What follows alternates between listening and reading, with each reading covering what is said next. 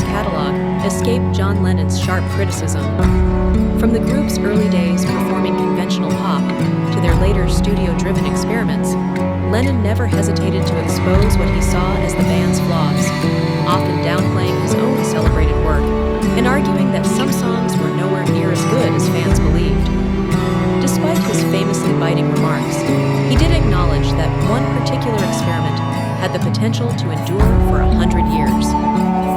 Lennon was well known for openly dismissing his own material, at one point describing certain Beatles songs as worthless. In a past interview, he spoke dismissively about Mean Mr. Mustard, explaining that it was nothing more than a collection of unfinished ideas he had written while in India.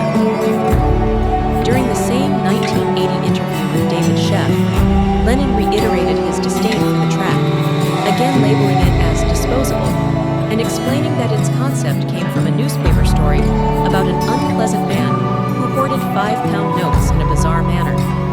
That said, Lennon's songwriting often reached its highest level when it operated in dialogue with Paul McCartney. Even as internal tensions later fractured the group, the natural chemistry between Lennon and McCartney consistently brought out the best in both of them. This creative exchange resulted in a remarkably diverse body of work across every album, ranging from the folk-influenced Rubber Soul to their final artistic triumph, Abbey Road. As the band neared the end of their period as a touring act, Lennon became increasingly resistant to turning albums into sweeping conceptual statements.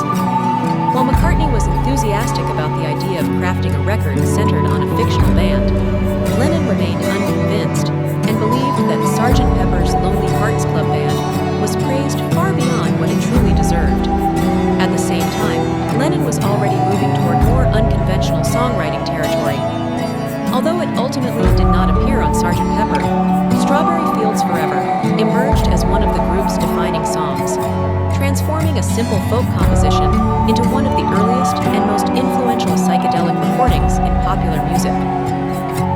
After the death of their manager, Brian Epstein, the Beatles shifted their focus to a new project inspired by the idea of a traveling performance troupe. While Magical Mystery Tour failed as a film upon its initial broadcast, the accompanying music included one of the most bizarre and imaginative songs Lennon ever composed.